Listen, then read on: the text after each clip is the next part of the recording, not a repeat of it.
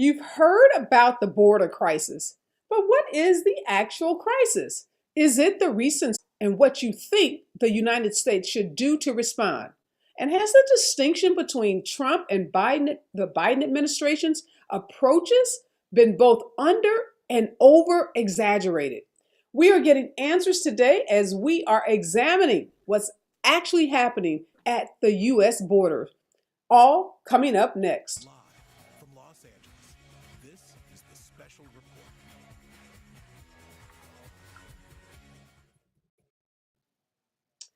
The media has embraced the narrative of a border crisis, but many believe this is a mischaracterization. Now, no doubt the problems at the border are real, but they also are long standing issues for which this crisis narrative offers only one false solution: that illegal immigration can be prevented by violent and ruthless actions by hordes of law enforcement agents. What is happening at our southern borders, and what is the legal and humane response for a nation that prides itself on upholding the humanity of all people? We're trying to get to the bottom of that. And here for my leadoff panel today is Andrew Selee. He is the president of the Migration Policy Institute, a nonpartisan organization that seeks to improve immigration policies. He's also the author of several books, including Vanishing Frontiers: The Forces Driving the U.S. and Mexico Together. Good morning, Andrew. Morning, Areva. Good to be with you. I want to pronounce your name again because I think I kind of flubbed it. It's Andrew Selee. And I'm That's glad right. to have you with me this morning. You got it. Thank you. I know that you think calling what's happening at the border a crisis is somewhat of a distraction. Explain what you mean by that. Yeah, there's no question it's a political crisis, and there's no question that there are things going on that need to be dealt with. There's some real challenges going on at the border. So I don't want to minimize that in any way. But I think the bigger crisis is a regional crisis, and it's been going on for a decade. We've seen repeated surges in 2014 and 2016 and 2019 and 2021, and it's happened with Biden and Trump and Obama. It's happened under different presidents with different strategies. And when something keeps happening, it's worth looking at what's behind that. And I think there's a larger set of questions. What's going on in Central America? What's going on in Mexico? How our policies have not caught up to the current situation, the kinds of people that are coming to the border that we need to start talking about if we're going to get control of what's going on now, but if we're also going to fix it for the future. Yeah, and I guess that the language of crisis suggests that it's something new, that it's urgent, that it's spiraling out of control, and it takes away from what you said, which is the long-standing nature of these issues that we've been dealing with, not just under the current administration, but under multiple administrations. One of the big headlines consistent with this crisis narrative is that there are over 16,000 kids who are in some form of detention at U.S. border facilities. And we know from the reporting that these children, many unaccompanied minors, have made this very long and treacherous trek, in most cases to escape poverty and gangs and violence in their own countries. Help us understand why a family parents would send their children on such a dangerous trip. For many of these kids, the alternative is being recruited into a gang where they live, or into drug trafficking operation that is operating in their area. So there's risks on the ground. They're looking at malnutrition, particularly after the past year where the economy's contracted in all of Central America, and 2 hurricanes hit in November in Honduras and Guatemala. And they frankly looking at some of the governance issues, particularly in Honduras, where things are really tough politically, and the country has become really fragmented. They don't think things are going to get better. And so when people look at that, they think this is a better opportunity for their child than what they're facing there. And it may look horrible. I mean, it certainly is a very dangerous journey, and it's tough to go through the detention facilities, although we should remember that was a decision made by the administration not to send people back. They're taking people in as an alternative and just don't have the capacity. But people are looking at this and going, look, that's better than what my child is going to face. My 17-year-old son, my 16-year-old daughter is going to face if they stay here. And we need to come to terms with that. We need to come to terms with what changes the balance on the ground so people don't think that. So that's actually not a rational calculation for a mother or father to make about the decision that they make for their child, because that's a tough decision. Help us understand, Andrew, too, where these children are coming in from. Because we've seen these stories about caravans, where thousands of, people are walking and crossing over the southern borders. But what countries primarily are we seeing the surges? So unaccompanied minors are primarily from Guatemala and Honduras. At least it's been in that order until now. I haven't seen the latest numbers, but it's been first Guatemala, second Honduras. And then families. Increasingly, we're seeing families. And the new numbers we'll get today or tomorrow will tell us that families have shot up from about 19,000 encounters in February to 50,000 in March. And so that's a big jump. Families tend to be Hondurans first and Guatemalan second. And then there's some Salvadorans. There's a few Mexicans as well, although those tend to be more, the adults tend to be more Mexican. You see fewer Mexican families and unaccompanied minors. And then there's a smattering of people from everywhere else, from Haitians and Cubans, people coming from countries in Africa and Asia. But predominantly, we're talking about people from Honduras and Guatemala. Those are the two big countries. And you just mentioned something that we're going to hear coming out in terms of reports from about 19,000 families in February up to 50,000 in March. People hear those numbers, and I think that, again, feeds into this crisis narrative. Help us understand and put those numbers in perspective, like what these numbers are today versus what those numbers were, say, under the Trump administration, under an Obama administration. The numbers are looking like, except for adults, but adults are mostly covered by a public health order called Title 42. They're being sent back to Mexico. Some are getting in. I mean, undoubtedly some are getting in, but the majority are being sent back. Families and unaccompanied minors do seem to be coming into the country. And these are numbers similar to what we saw in 2019 under the Trump administration. They're a little higher than what we saw under the Obama administration. That said, we're a country of 330 million people. So, I mean, these are small numbers compared to our population, but they are large numbers compared to historical flows, right? I mean, this is on par with 2019, 2 years ago. And we've already heard from the Secretary of Homeland Security say that these may be the largest numbers in 20 years. Now, that said, that's a key and a qualification, because back in the 1990s and early 2000s, we had much bigger numbers. I mean, and they were mostly Mexican adults coming across, but they were, sometimes there was many as 1 million apprehensions at the border a year, 1.5 million apprehensions at the border a year. We're nowhere near that, but we are getting, beyond numbers we've seen any other year except maybe 2019, and we may surpass 2019 this year. Yeah, and again, I want to keep playing on this crisis narrative, because a part of that too is the treatment of these kids, particularly, we've seen kids who have been in custody longer than that 72 hours that they're supposed to stay in the Custom and Borders facilities. And then we know, based on law, they're supposed to move on to HHS facilities. And that's not happening because of these numbers. They're not able to move kids as quickly through. Then obviously what I think broke all of our hearts were those images of kids actually in cages. I mean, I don't think any of us can forget those images that we saw of kids being housed. I won't even call it housed, but kids who were treated, let's call it what it is, treated like animals, put into detention facilities that you wouldn't even place an animal in. Again, was that something new under the Trump administration? Had that been done under the Obama administration? Help us understand, because there was a lot of back and forth finger pointing about, whose policy that was.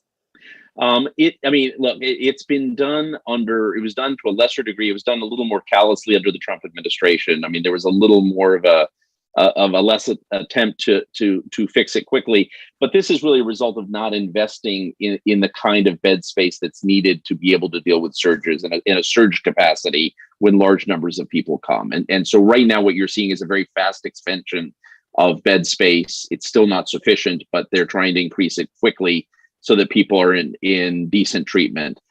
Right now, what we're dealing with is a situation where the administration initially was sending unaccompanied minors back to Mexico. This was happening under Trump. A court said you can't do that. Stayed at the Trump administration, started taking in unaccompanied minors. The Biden administration as well. An appeals court changed that and said, no, you can expel unaccompanied minors back to Mexico. They looked at it and said, look, we can't do that. I mean, it's too dangerous to send unaccompanied kids back to Mexican border communities where they have no ties. We're going to take them in. But in doing that, the numbers increase very rapidly, and they simply haven't had the bed space to do this. That's an issue I think they're going to be able to overcome. I mean, that's a logistics issue. They're going to be able to overcome it. I think there's going to be a larger question around families, though. I mean, families are, in the end, a much larger number of people in Central America. A lot of people are desperate to get out, and right now they are facing a larger number of families coming to the border, and I think they're searching for answers on what they do with families. Do you try and deport people back? Do you try and turn them back to Mexico? Do you let them in the U.S.? Do you turn on the asylum system again? We don't actually have a functioning asylum system at the border right now. And also, long term, what do you do to create opportunities for people to come legally? Because I think one of the questions that we're facing is, we know people are going to come. They're going to come one way or another. Every 2 or 3 years, we have a surge of people at the border. So can we create some legal opportunities for people to come and work in the United States? We had in last year about 250,000 Mexicans who came as temporary workers, worked in the United States and went home again. We had only 5,000 Central Americans. If you're Central American, there's no line to get into to come to the United States. It's part of why people take a dangerous journey. And so I think there's a big question of, can we create that line for Central Americans? So someone looking at this says, do I pay $6,000 to a smuggler, or do I try and go legally? And because I have an opportunity to go legally. And I think some people will take that choice. In fact, most people will probably take that choice if we give them that choice in the future. So, Andrew, some of these families that are coming up from Central America that you just mentioned, how come they don't stay in Mexico? Are there not the kind of opportunities in Mexico for jobs, for housing, for employment that obviously exist? I mean, I know Mexico is not the U.S., so I know there's huge differences in terms of our economy, but why don't we see more of these families coming from other Central American countries, making Mexico their stopping point? It's surprising. We're actually seeing more people staying in Mexico for the first time. I mean, we saw about 70,000 people apply for asylum 2 years ago. It was down to about 50,000 last year. Other people are just staying on their own. So there is a large number staying in Mexico. But as you said, Areva, I mean, they're just better opportunities in the U.S. They have closer family ties in the U.S. All things equal, people would rather get to the United States. But as it got harder to get into the U.S., we are seeing more people choosing Mexico. And that's a new development, actually. And I know you work for a nonpartisan organization, so I don't want to ask you, a political question, but I do want you to help us understand what the Biden plan is, if you know, in terms of addressing, whether, again, you call it a crisis, whether it's a longstanding issue. Obviously, immigration is high on his priority list. So help us understand what is the current administration's plan to deal with a number of kids and families crossing the southern border. From what we understand, their plan, it's easier to know their medium to long-term plan than the short-term plan. I think their medium to long-term plan is sensible, which is that they want to create legal opportunities for people to come to the United States. They want to create a more efficient asylum system that can process people fairly at the border. And they want to look for ways that people can apply for protection closer to where they live, and that we can protect people closer to where they live in their home countries. And they're thinking about economic opportunities for people who choose to stay. And so they're trying to look at a series of things that make a whole lot of sense, that we would think are sound policy, that have been endorsed by both Republicans and Democrats. So I think they're looking at a sensible way of doing this. How you do this, these are all sort of medium to long-term options. How you do this at the same time that you're trying to figure out logistically how to have more beds so you can treat unaccompanied kids better when they come into custody, how you can get them to your families, what you do with a rising number of families that are coming into the country, is hard. I mean, they're trying to do, all of these things take time to build, and they're hard to build. And right now they're overwhelmed by logistics at the border. And so I think they're trying to do the right thing. It sounds like they have some very sensible ideas, the kind of ideas that have been endorsed by people on both sides of the aisle. But it's going to be hard to do in the middle of a surge with a lot of public attention and public pressure to resolve what's happening right now. And I'm not sure they have an answer to that yet.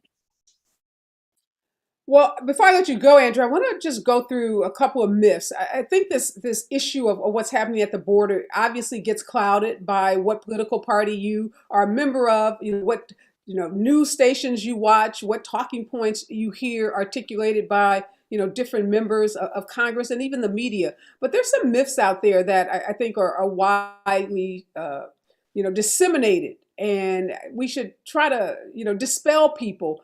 Because I think it clouds people's perceptions about what's happening at the border. So I want to start with myth number one, and that's that immigrants take more money from the U.S. economy in terms of government benefits than they contribute. Help us understand, bust that myth for us. Yeah, no, immigrants overwhelmingly contribute more, particularly if you look into the second generation, if you include their kids. There are, for local communities, there are sometimes expenses that happen up front, particularly in the education system, right? If you're trying to educate a large number of children who don't speak English as a first language, or who may be learning it, maybe for the first time in an English speaking classroom, there are some costs up front. There are some costs on the healthcare side. But if you look over time, immigrants contribute more than they take out by quite a bit, actually, and are net contributors to the country as a whole, and are also net contributors to the labor force. But we should acknowledge there are, particularly for local jurisdictions, sometimes upfront some investments that have to be made. And so also figuring out how the federal government can help local jurisdictions handle that is really important going forward. And, feeling there's a sense of co-responsibility when people are coming into the country, that the federal government's helping local jurisdictions adjust to the education and healthcare needs is actually really vital to make sure this is politically acceptable to everyone and fiscally acceptable to everyone. Okay, myth number 2, immigrants take Americans' jobs. That's a big one. We hear that all the time.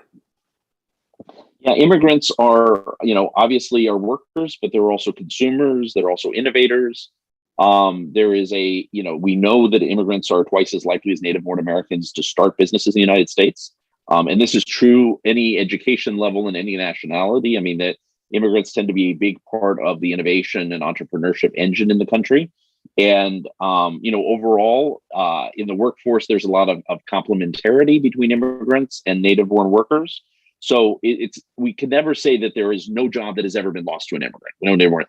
Certainly it has happened in some places, but in most places, an expanding labor market, and expanding labor market with people who are complementary workers and entrepreneurial, and often quite entrepreneurial, helps Americans keep jobs and create jobs. And we should say too, Andrew, that many of the immigrants coming across the southern border are doing jobs that, quite frankly, Americans won't do. We've seen so many specials, farmers and come on and talk about how difficult it is to find Americans that will, pick strawberries or, do the hard farm labor work that's done in, central California and other parts of the country.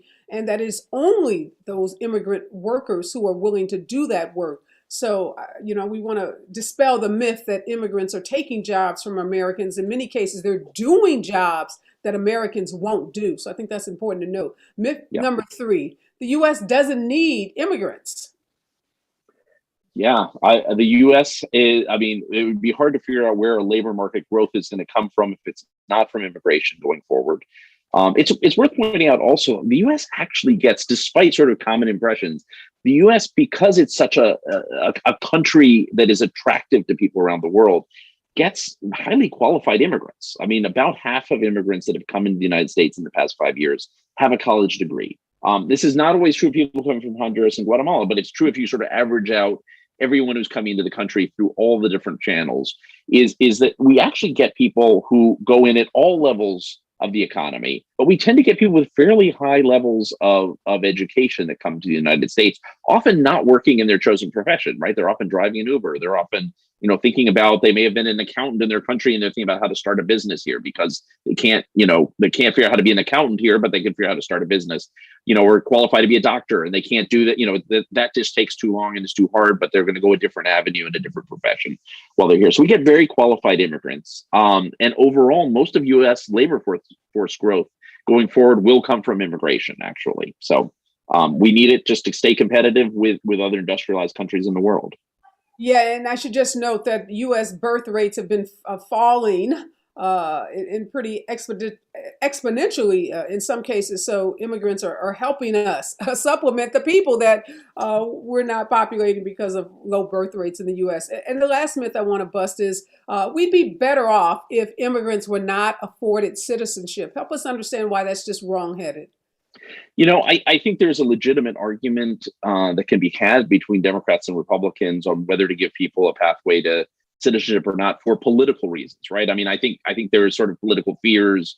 I think Democrats would be wise to listen to Republicans' fears about this and take them seriously. That said, one of the things that's always worked in the United States is that we've wanted people to come to this country and make this country their own. This is not true of everywhere in the world. Many countries think about people coming in just as workers, and then when they're done, going back. We really want people to be able to claim this country as their own and to feel truly American and raise American children. I don't think we want to lose that. And so over time, no matter what the political deal on the table is, for pragmatic reasons, we want to find a way that people can become full members of American society, because that's what made this country work throughout history, is that everyone has a stake at the table and everyone can participate. Yeah, no, it's the melting pot theory, as you said, that have made this country work. And most of us, most people can trace their roots back to, some family member that immigrated here. And there's studies that show that people are more productive when they are citizenships. Once they are citizens, there's that buy-in that you're talking about. They feel like they are a part of something that's larger than themselves, and they are incredibly grateful, and they show that gratefulness, gratitude in terms of their productivity. So I want to thank you, Andrew, for helping us, dispel. Oh, it's a pleasure. Because it makes people, I think, get all crazy about immigration, and they start thinking, oh my God, too many people are coming into this country, not realizing, like you said, first of all, the numbers are small when you think of a country of 330 million people. And then when you think about the positive contributions of immigrants, we want to dispel the negative and pejorative way that immigrants are painted. So thank you for your work. Thanks for all that you've been doing to help us understand better what's going on with immigrants that are coming into the country, particularly those that are crossing the southern borders. Again, thank you for joining me this morning. Thank you, Reva.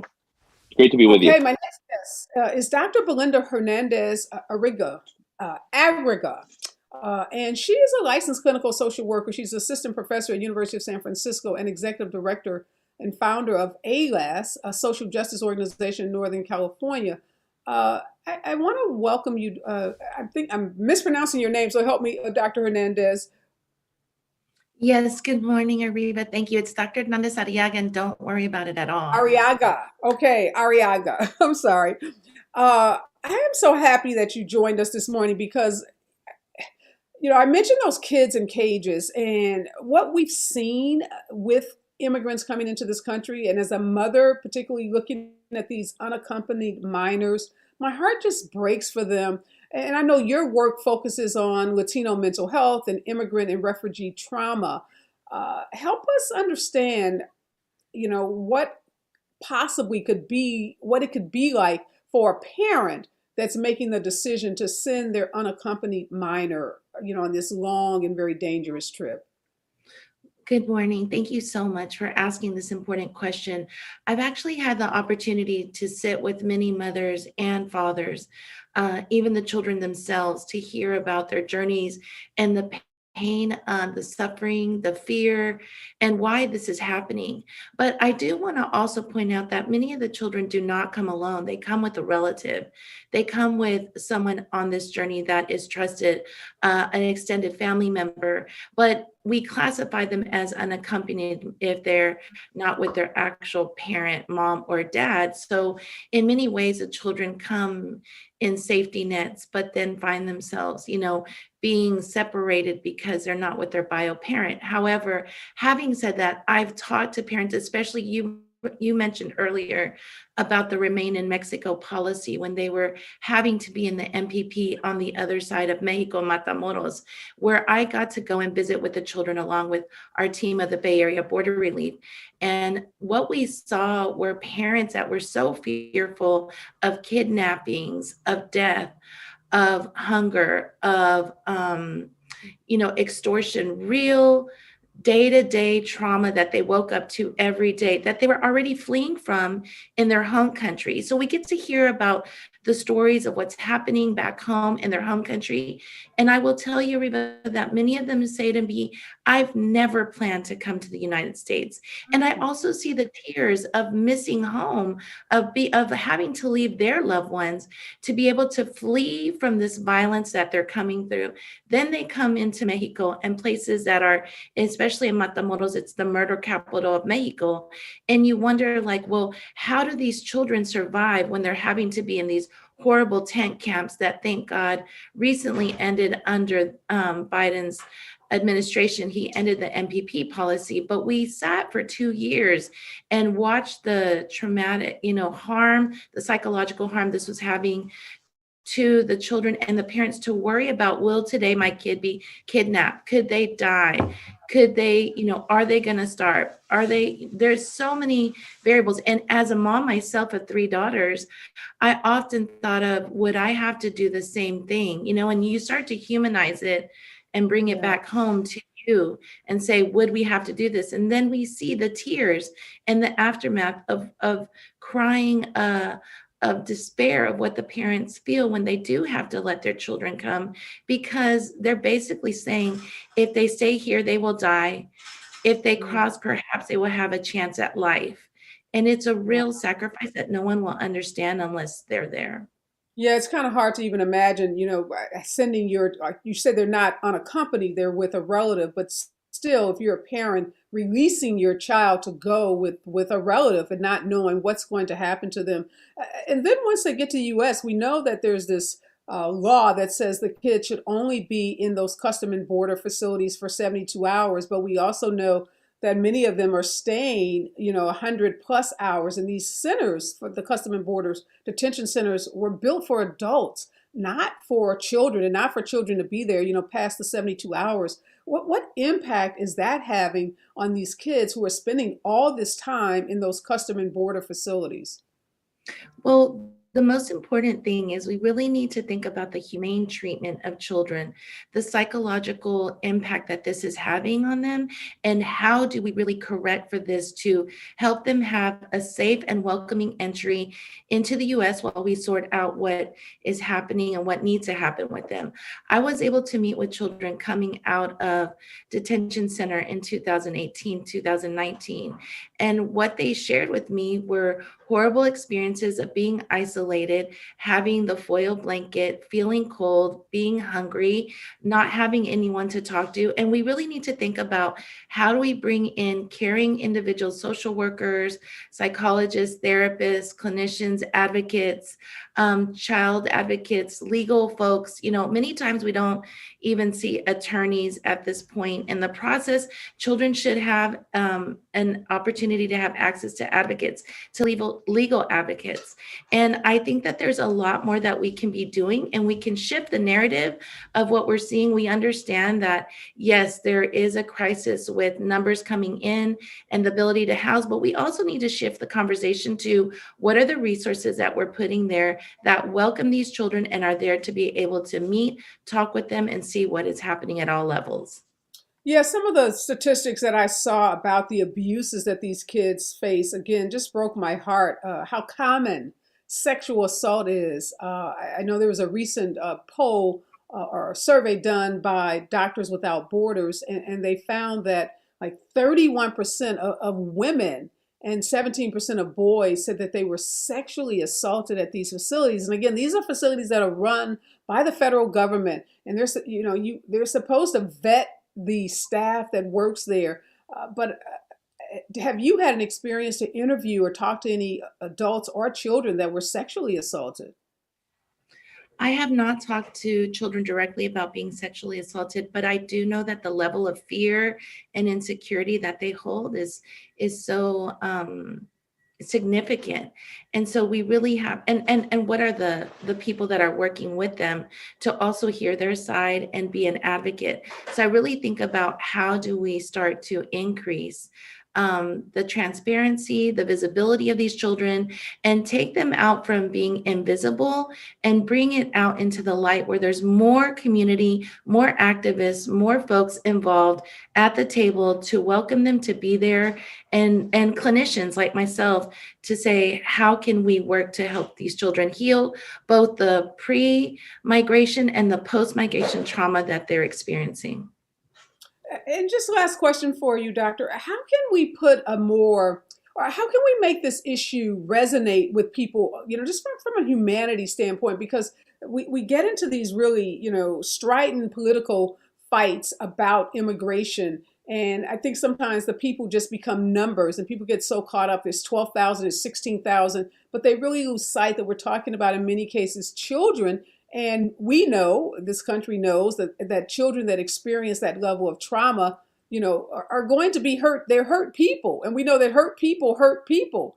So we're, subjecting them to this trauma, but on the other side, expecting them to come out as fully functioning adults, and that's not realistic. So how do we put a more humane face on what is happening at the border, whether you call it a crisis or not? Such an important question. And I had 2 years that I was blessed to be able to work with children specifically for 2 years in the MPP process. And I would, be able to, we met with them, they sent messages, we talked on WhatsApp, we followed their families closely. And now we're seeing them here on the other side, as they were able to come in through the process for asylum as they wait. And one of the things we saw was they would tell us, please help us. Please, we're scared. They would send them messages. They would draw art. They would talk with me. And I resonated with them as a mother, but also just as an individual in society, that these are children just like me, just like you once were, just like our children, nephews, grandchildren. And when we really just think about the humanity of, regardless of what is happening politically, these children are fleeing from violence and they need a safe refuge. They need a safe harbor. And we have to think about, how do we address this as a country, but also how do we address it in the immediate to say, you are safe here in the United States, where we have so many resources and services, even for their families. And I've seen them on the other side now. Recently, we had 17 children that came, and I've been able to watch them and to hear and to see them back in school, to see them studying, to see them eat a warm meal, to see them get their first pair of clean clothes again after, having to navigate just the system of what that looked like, to be able to be welcomed as a 10-year-old again and say, we're going to help you dream here in the United States, and seeing what it looks like when they're safe again means so much. And I'll just close with this one quick story. I had a little girl that was crying, that came through, and she was smiling, and she had been here already a week, and she came and saw me in my office, and she was smiling when she walked in the door, and she came and hugged me and suddenly just started crying. And I said, what's wrong? And she said, you know what, we're so happy we're here, but what we suffered and what we've lived through has been so significant. And she's 10 years old. So I think it's remembering that we have to be here for these children, and we can do it together collectively as advocates and allies. And what you're doing here today, Areva, to feature this story is important. Thank you so much, Doctor. Appreciate the work you're doing in Northern California and giving a voice to these children, because in many ways they are invisible. And it requires, someone like you working, using your education, using your platform to give voice to these kids. Again, thank you so much for joining us this morning. Thank you for having Hey, me. my next guests, they're both lawyers working on immigration policy, one in the U.S. and the other in Mexico. Joining me is Shaw Drake. He is a staff attorney and policy counsel for border and immigrant rights for ACLU Texas. And Arturo Viscarra, he is a staff attorney for Churlas International Programs. Good morning, Shaw, and good morning, Arturo. Arturo, you are not our first international guest, but you are our first guest joining us from Mexico. So we really appreciate you coming on the show this morning. I just want to talk with both of you. We've been having this conversation about crisis, not a crisis, these numbers that have been increasing in the last couple of months. And we're seeing this fighting, this, finger pointing. Republicans blaming Biden for being too nice of a guy, saying that Biden has, just basically said our borders are open and inviting immigrants to come over. What do you think? I'll start with you, Shar. What are we getting wrong about what's happening at the border? Yeah, thank you so much for having me. I mean, I think, first of all, the Biden administration in a few key ways has moved to try and respect the law that is applicable at the U.S.-Mexico border. They did key things like roll back the Remain in Mexico program, which was an unlawful and cruel policy that subjected over 60,000 people to ongoing harm and denied them access to their legal right to due process in the U.S.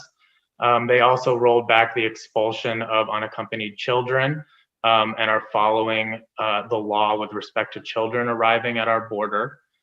They still haven't done enough in that regard, though, that they continue to expel families and single adults under a policy that really that was designed by the White House under Trump to take advantage of the pandemic to shut the border off to asylum seekers.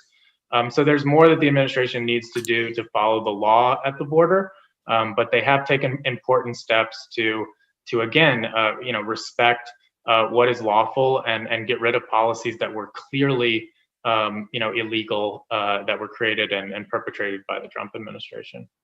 Arturo, let's talk a little about asylum, because we hear a lot about asylum, and a lot of people who are crossing the border are asylum seekers. Help us understand, what that process is, and how likely is it that someone's going to be granted asylum? Well, thank you for having me on. Good afternoon to the East Coast and good morning to the West Coast. Well, the process of asylum basically starts when somebody presents themselves at the border or to Border Patrol after crossing the border. And in a matter, it doesn't have to be authorized. So that's just the way the law is set up. Right now, since over a year ago, using a very little known law, which is called Title 42.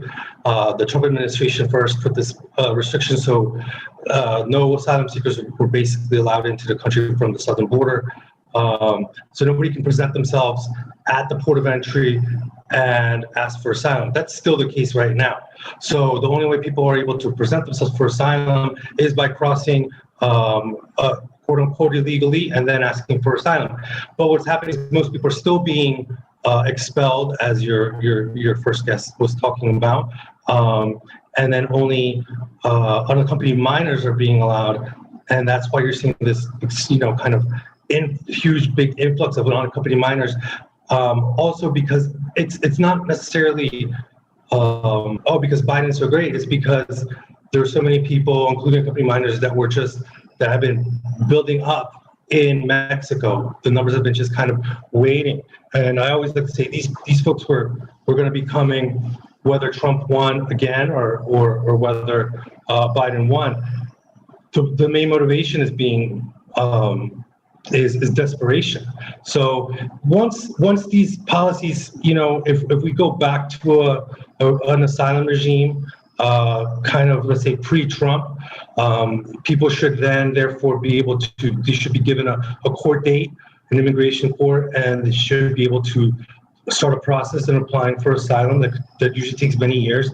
Also because they don't have attorneys appointed to them, so they have to, we're talking about poor asylum seekers, so they need time to also be able to get the money to be able to pay an attorney, because that's, even organizations like my own, like Chirla and others, there's way too much demand for free or low cost asylum claims. Even with all of this, even with representation, the vast majority of people are denied asylum. It's a huge percentage it's over 90% if you don't have representation. But you have a 5-time increase in possibility of winning if you do have representation. Now, the problem with the whole entire system is that it's racist. It's definitely stacked against the specifically Central Americans and Mexicans, because it's not really about the law of what is persecution. They're always looking for ways to make excuses to not grant it to folks that are close to countries that are most close to the U.S. because it's a policy. It's a policy decision of making up whatever excuse is necessary to deny those people asylum because they believe that then the floodgates would open.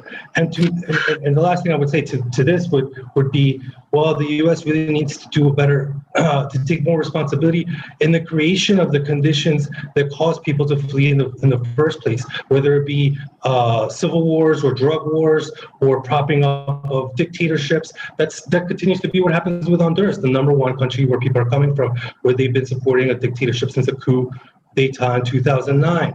So you're looking for asylum from countries that sometimes the U.S. is completely in bed with people that are abusing their own people.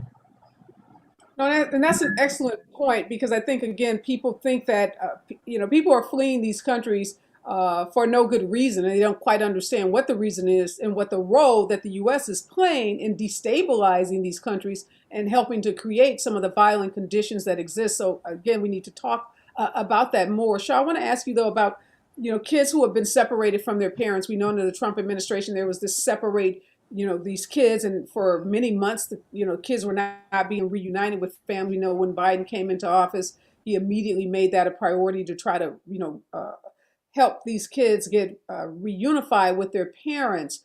How is that going? Are we making substantial progress? I think at one point it was 500 or 600 kids who could not, their parents could not be identified. Has the Biden administration been able to reunify all of those kids that were separated from their parents? The Biden administration, took important steps in that direction. They've set up a task force that's headed by a wonderful colleague, Michelle Brené, who has worked on these issues for years, and that task force is tasked with reunifying that entire population. That is an ongoing process, and I think something that is making important headway, and certainly now has an administration that's committed to doing the right thing and providing options for parents to reunify with their children in the United States, instead of only giving children the option of reunification through their own deportation, which was the reality previously. And so there's a lot to be done to provide important reparations to that population, including there needs to be mental health services and other kind of wraparound services provided to children and their families who are subjected to one of the most cruel and horrific policies that the U.S. government has perpetrated against people arriving to our border. Yeah, one of my viewers has a question about does the U.S. have a policy of trying to get the reunify unaccompanied kids who've crossed the border to find their parents in their home countries and to reunify them in their home countries. Is that a part of the Biden administration's policy? Children who are coming unaccompanied at the moment, go through what's called a sponsorship process with with HHS, Health and Human Services, and the Office of Refugee Resettlement, and are placed with family members or parents in the United States. I think something like 80% of those children do have family members or biological parents in the U.S. to receive them. And so that's the process that is followed for unaccompanied children arriving at the border. The issue right now, really, and is part of the discussion that I think we haven't talked about enough today, is that those children have to first go through Border Patrol custody or CBP, Customs and Border Protection custody, and that's where you see these horrific images of terrible conditions and where there's a long history of abuse by that agency. And so the biggest concern, I think, for the welfare of particularly children arriving to the border, but really all migrants, is about reining in Border Patrol and CBP and addressing the long-standing history of a lack of accountability, of a lack of transparency, and abuses, from children dying. 7 children died under the Trump administration, either in or shortly after being held by Border Patrol. And those conditions persist, and that lack of accountability persists. And so really to look at a systemic change to address the conditions that children face when they arrive to our country, we have to look at reforming Border Patrol and CBP as a key first step. Shar, you said something. I wanted to make sure I got it right. Did you say that most of the kids are released in the U.S. to relatives or to parents? Are their parents mostly already in the U.S.? I think the statistic that DHS has provided is something like 80% of unaccompanied children have either a family member or a biological parent to reunite with in the United States. And so they're not being released, certainly not being ever released to strangers. There are families and communities that are waiting to receive them where they'll be taken care of. And so there's a process for vetting those people and those family members and ensuring that children are released into safe and caring environments. Okay, I just wanted to clarify that. I want to ask you, Arturo, Biden appointed Vice President Harris. I'll call her the immigration czar, obviously elevating this issue, signaling its seriousness, his commitment, to addressing it in a humane and efficient way. What do you think the plan should be? We're not hearing a whole lot about what the plan is currently, but what do you, having worked in this area, having seen the issues up, front, up close, what do you think the plan should be? Well, I think, joining VP Harris is obviously, yes, I completely agree. It's showing how serious the situation is. Obviously, the Republicans are going to try to use this to gin up their racist base, and unfortunately, the media has, largely taken up this narrative. I think the plan should really be more of a Marshall Plan for Central America. Something that where there's massive investments in education and job creation, in healthcare, things that basically were denied by the U.S. For this region for decades and decades. I come from El Salvador, which is the majority of migrants from El Salvador and Guatemala came during the 70s, 80s, and 90s during the Civil War, where the U.S. was really supporting these dictatorships. And this is kind of like the second kind of huge exodus or wave of Central Americans. Generally speaking, there's the migrations never stopped since then, but it's also been because of really bad policies that the U.S. embassy is more powerful than the presidencies in these countries, and that's just the reality. And when you have to look at for accountability, of course, it has to do with the corrupt governments that are part and parcel of these countries, but it also has to do with the U.S. support for these governments, and also the U.S. dictating economic policies, neoliberal economic policies that have not benefited the people of these countries, that have only benefited multinational corporations and the elites. And there really has to be a hard look at that. There has to be some accountability by the U.S. governments at both because of the security policies and the increased violence that has occurred. I mean, the gangs obviously have also more of a U.S. They're more of a product of the U.S. racism than they are a product of innately coming from Central America. So there's all these really just kind of toxic relationships that have occurred between the U.S. and Central American countries for decades now. And if you really want to tackle the root causes, as the Biden and Harris administration say that they want to do, there has to be something beyond this, more of the same old extractive policies of privatization. They haven't worked. There has to be massive investment. And I would say, besides, it shouldn't just be called aid, it should be called reparations, because the U.S. has a joint responsibility for creating the conditions on the ground in Central America and in other countries from which people flee. Yeah. So massive investment, Marshall-type plan in these countries. Shaw, to get that done, you're going to need some bipartisan votes in the Senate. We've seen how strident each side has been when it comes to immigration. We saw what Obama faced in terms of trying to get immigration reform passed. That's why we got, DACA. That's why we had the Dreamers, because he had to use executive powers that were then challenged in court. So we've seen a congresswoman, her name is Elvira Salazar. She wrote out a plan. Citizenship for Dreamers, enhance walls and gates at the border, 10-year pathway to citizenship for non-felons. She says that this is a plan that Democrats should get behind. What do you think? Is this a reasonable immigration plan that Democrats should get behind, or is there something that is going to bring the parties together in a way that we haven't seen in the last decade or more? I can't say that I have any magical tea leaves about what will bring the parties together. I think the key point going forward in congressional legislation, though, is decoupling this idea that Democrats should be trading quote unquote border security investment for important protections for millions and millions of immigrants across the United States, who have made and continue to make important contributions to the country and deserve a path to citizenship.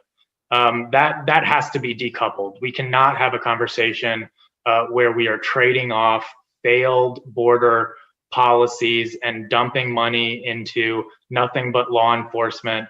That just has never worked. That continues to militarize border communities. That threatens the privacy rights of millions of American citizens and residents who live in the border region.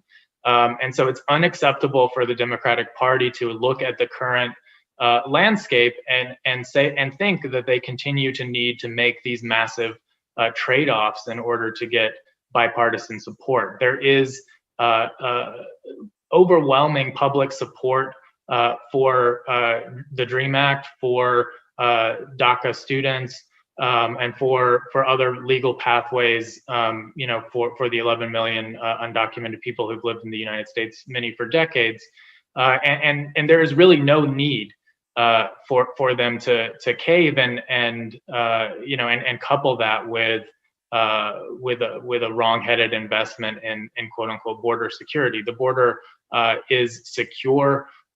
There is let me interrupt you for a second, Shaw. So you're saying what the Democrats shouldn't do. So they shouldn't barter on, more investments in border security, more military, more agents. I get that. That's what they shouldn't do. What should they do? Arturo said we need to make a Marshall Plan type investment in some of these Central American countries. What do you say we should be doing? We meaning Democratic, lawmakers, policymakers, the Biden administration. Yeah, they absolutely should invest in a litany of ways of addressing the root causes of why people are forced to flee their homes in Central America. They can also focus on, setting up alternative pathways to protections from for refugee protection from the region. They need to invest in and expand a border process that removes Border Patrol and CBP from the equation and humanely processes people arriving at our border and provides them with due process. They need to massively overhaul the immigration court system that is devastatingly backlogged. Let me ask you again, Shaw. You made me think of something. During the Democratic primary, several of the candidates said we should eliminate, was it ICE or Custom and Border, some of those, law enforcement, I believe at the time it was the ICE agents. Do you think we should be, I'll use that word, defunding some of these agencies that are involved in our immigration policies? Well, what they need to do is look at what the immigration policies are and what the actions of those agencies are, and put resources in places that actually work and principally respect people's rights.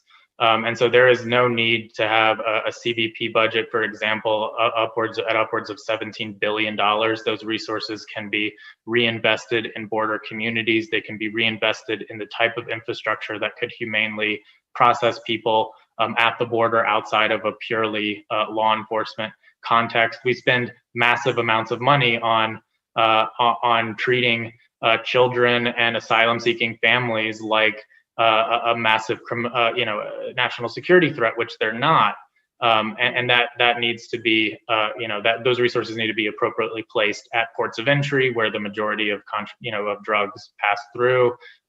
Those can be reinvested in places that actually make sense for the policy goals that the administration and the party seek to achieve. I'm running out of time, but Arturo, I'll give you the last question. Would you like to see President Biden and Vice President Harris visit the border? Yeah, I mean, it's always nice for them to come to really go take a look and come take a look. I mean, I'm based in Mexico, right? And I'm seeing what the policies look like in real time. But I really think they really need to take just a closer look at what all these policies really are doing, because when we talk about border security and this huge budget that Shaw's talking about, if you're an American taxpayer, why should you're putting more border security to stop people that are fleeing for their lives from entering the country? Why not invest in those people and have them come make this country a stronger place to be, as has been the supposed tradition? If you ignore slavery and ignore the genocide of the Native Americans, but besides that, it's been in general terms, obviously favoring European migration has been welcoming to migrants and people fleeing for their lives. So why spend all that money on border enforcement against families? As long as we're wrapped up in that discussion, we're not going to get to the real solutions. We need to change this narrative. This is about people, their fleeing conditions that were created by their governments and by the government of the United States of America, along with other foreign governments that have had roles to play in the exploitation of these lands. And there has to be responsibility for that. People don't want to leave. They don't really seek. It's not about seeking necessarily the American dream. It's about fleeing the Central American nightmare, fleeing the Haitian nightmare, fleeing the nightmares of the wars that are happening in Africa and other places. Because we see folks from for example, Cameroon or the Congo coming through here, through Mexico as well. And Haiti right now has a very violent political situation occurring right now, and they're getting summarily deported back to Haiti. It's unconscionable. And the money should be spent on really finding a solution for these people, whether it be in their home countries, whether it be in a third country, or whether it be in the United States. But let's just stop pretending like they're a national security threat, and let's stop pretending like something better to be done with this huge amount of money than putting it in private contractors' pockets to detain and deport them. Yeah, no, you mentioned this narrative about a huge security threat. We know that many Americans, probably half of the country, bought into the narrative that Trump, disseminated for the last 4 years, which is that migrants or immigrants coming into this country are criminals, that they're rapists, that they're gang members, and even now we're hearing that they're terrorists. We see some Republicans pushing that narrative that Biden is allowing people on our terrorist watch list to come into the country freely. We've got to end those myths. We've got to change that narrative and really start speaking factually and let people see the humanity of these families who are coming, as you said, not seeking the American dream, but fleeing a nightmare in their own country. I think that's so well put, and I've got to leave it there. Thank you so much, Arturo. Thank you so much, Shaw. Thank both of you for the work that you're doing to raise the consciousness of Americans around this issue, and to help us think about this in a much more compassionate and humane way. Unfortunately, Arturo, this country doesn't have a good history of treating people humanely. And you said putting slavery aside. Well, we can't put slavery aside. We can't put genocide aside. We can't put any of it aside because people always say we're better than that. Well, we're really not. That's kind of who we are. So we've got to just deal with that too. So again, thanks to both of you for joining me this morning. All right. Thanks to all of my guests, and thanks for you, been viewing, and your questions have been incredibly helpful. This is such an emotional topic, particularly since it involves so many kids. With those images, just broke our hearts watching kids who were being placed in cages, who were ripped away from their families, unimaginable trauma that those kids have gone through. You don't have to be a parent yourself to know that no kid can expect to come out okay, having been through such trauma at an early age. We cannot deny the humanity of those children and the families that we see crossing into this country. And Arturo put it best. They are not seeking the American dream. They are fleeing a nightmare. I think, we should all remember that line from him. Just some words to live by before I get out. Don't believe the hype. How many times have you heard this admonition? Well, in the case of immigration policy, and in the case of what Biden and Harris are doing, I don't want you to do not buy into the Republican hype or the Republican talking points, because they are, unfortunately, like a lot of the talking points you've heard from Republicans, they're lies. The first lie that you're told constantly is that the border is down, that somehow there's no security at the border. That's an outright lie. Shortly after Biden took office, he did not, end all border security. In fact, over 73,000 people just last month were expelled from this country. So whether you think that was the right policy or not, it does, substantiate that Biden is in some ways continuing with strong border patrols and processes at the border. So the border is not down. The second lie that you're often told is that Biden is allowing people into this country who are on the terror watch list. Republicans just continue with this tired racist trope that Biden is letting in, Latin American folks who are mostly gang members and cartel members. And recently there were 4 members from the southern border whose names happen to match 4 names on the foreign terrorist watch list. But you got to ask yourself, how many people in this country have been killed by terrorists that entered the country illegally from the southern border? I bet you can't think of hardly anyone that has lost their life to a terrorist coming into this country across those southern borders. So again, it's all racism. It's racist tropes that Latin Americans crossing into this country are, gang members and gang members and rapists. The next slide that you're likely to hear is that Mexicans are importing COVID into the United States. This is my favorite because, like so many of the other talking points you hear from Republicans, it's absolutely positively false. Immigrants from the southern border are not responsible for the spread of COVID. There's a pretty, a program in place at the border to test individuals who are crossing over for COVID, to place them in quarantine if they do test positively. So it's not as if, massive numbers of people are crossing the border and bringing COVID into this country. Reality is COVID has ravished the U.S. not because of immigrants crossing the border, but because of Trump's failed COVID policies and the mess that he created from the very beginning of last year. And if you don't believe me, you just can listen to the 6 doctors who recently went on CNN, all doctors who worked under the Trump administration, who just laid it out on the table and said, yes, it was the failed policy of Donald Trump and his administration that got us to over 500,000 deaths and the millions and millions of people that have been infected with COVID in this country. So again, don't believe the lies. Don't believe the talking points. You've heard these experts today talk about the need for this country to have humane immigration policies, hopefully with Vice President Harris in charge of addressing the issues at the border. We are on our way to treating people, kids and families that cross into this country in the humane way that a country that prides itself on its humanity should be. And we'll be watching this. We'll be watching what President Biden does. We'll be watching what Vice President Harris does. And again, thank you for joining me on this very important topic. I'm out. I just want to remind you to always wear your mask when you go outside. We're still in a pandemic. Don't forget, it's important to follow those CDC guidelines. And remember, we are all in this together.